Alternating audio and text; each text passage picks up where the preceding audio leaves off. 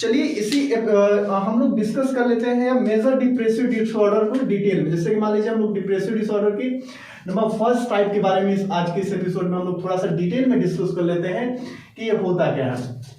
अगर देखा जाए तो जैसा कि मेजर डिप्रेसिव डिसऑर्डर मतलब कि इसके अंतर्गत भी जो व्यक्ति होता है उसमें जो है कि persistent feeling of sadness, hopelessness और loss of interest in most activity जैसी फीलिंग उसके अंतर्गत आती है।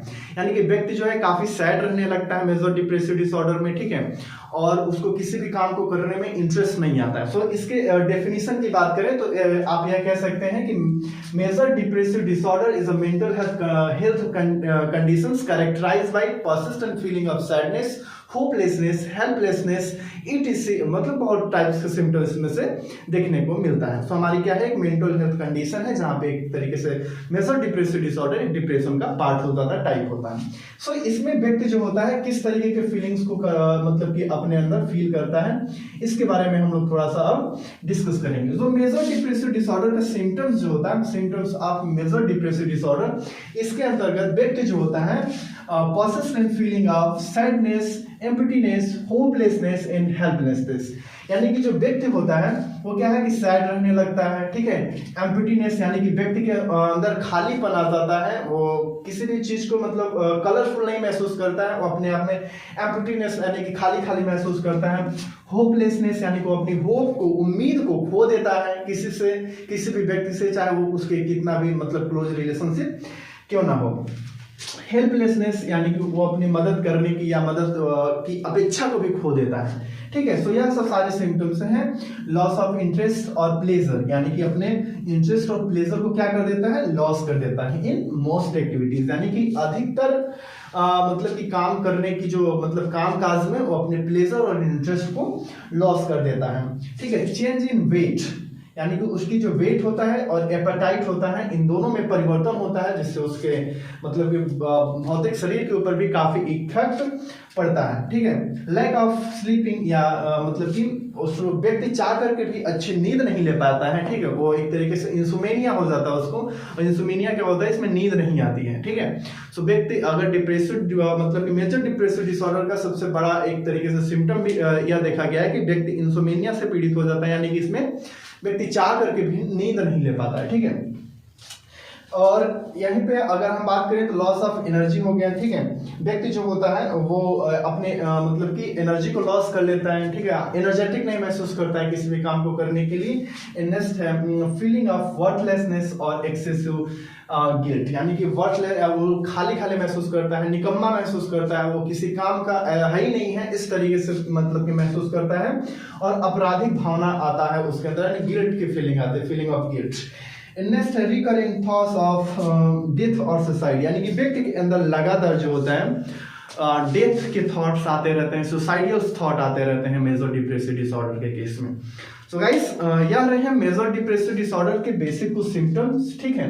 और यह रहा मेजर डिप्रेसिव डिसऑर्डर के सिम्टम्स डेफिनेशंस, ठीक है। और डिप्रेशन के भी बारे में हम लोगों ने यहाँ पे कंसेप्ट डेवलप कर लिया, और इसके बारे में मतलब कि टाइप्स, डिप्रेशन के कितने टाइप्स होते हैं इसके बारे में डिस्कस कर लिया।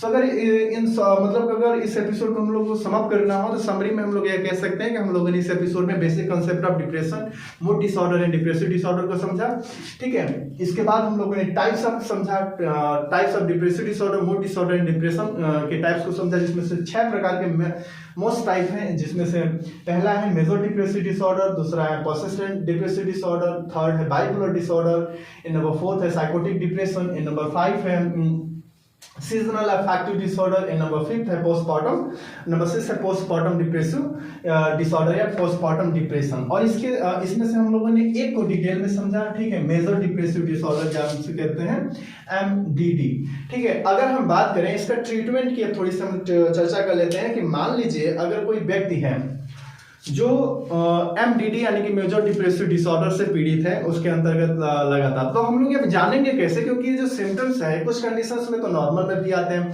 क्योंकि फीलिंग ऑफ सैडनेस, वर्थलेसनेस और मतलब कि लॉस ऑफ इंटरेस्ट है, कुछ कंडीशंस में होते हैं। सो इसमें एक क्राइटेरिया है कि अगर व्यक्ति के अंदर 2 वीक या 2 वीक से ज्यादा टाइम से व्यक्ति ऐसे सिम्टम्स को फेस कर रहा है तो हम लोग उसको कंसीडर कर सकते हैं as a major depressive disorder और उसमें डायग्नोसिस कर सकते हैं, ट्रीटमेंट प्लान कर सकते हैं as a major depressive disorder. Okay, so इसके ट्रीटमेंट में दिया जाता है, ट्रीटमेंट में मतलब दिया जाता है जिसे हम काउंसलिंग बोलते हैं, साइकोथेरेपी बोलते हैं। मेजर मतलब कि कॉमन थेरेपी जो है, कॉमन ट्रीटमेंट में जो दिया जाता है वो होता है इसमें साइकोथेरेपी होता है, जिसमें काउंसलिंग दिया जाता है। ठीक है, इसमें कॉम्बिनेशन मतलब एक तरीके से देखा थेरेपी दिया जाता है, फिर उसमें एंटी डिप्रेशन मेडिकेशन का भी इस्तेमाल किया जाता है, मेडिसिन का भी इस्तेमाल किया जाता है, सपोर्टिव इन्वायरमेंट प्रोवाइड किया जाता है इस चीज को ट्रीटमेंट करने के लिए। अब कॉज की हम बात करते हैं, तो कॉज में क्या आ जाता है मेजर डिप्रेसिव डिसऑर्डर के कॉज में?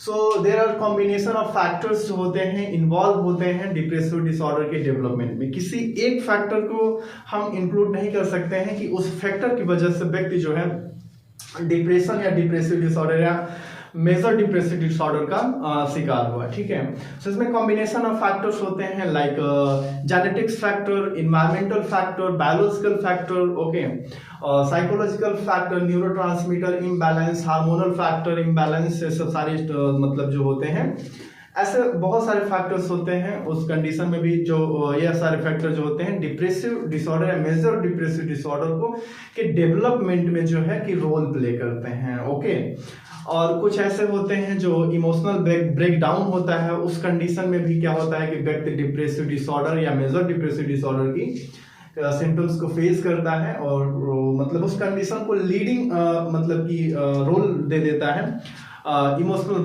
ब्रेकडाउन। अगर कोई व्यक्ति है जो किसी मतलब कि उससे लगाव है, तो उस कंडीशन में भी ऐसे सिम्टम्स को देखने को मिल जाता है। सो गाइस, आज के इस एपिसोड में बस इतना ही रखते हैं, मिलते हैं नेक्स्ट एपिसोड में किसी और इम्पोर्टेंट टॉपिक के साथ।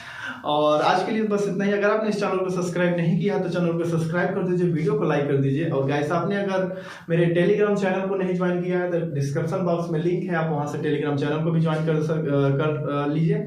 और अगर आपको कोई डाउट है इस एपिसोड में या किसी साइकोलॉजी के किसी टॉपिक में आपको डाउट है तो आप कमेंट बॉक्स में या टेलीग्राम पे मुझे मैसेज करिए, मैं ऑन टाइम आपका रिप्लाई दूंगा। ठीक है, उस प्रॉब्लम को हम लोग डिस्कस करेंगे और उसका सोल्यूशन भी फाइंड करेंगे।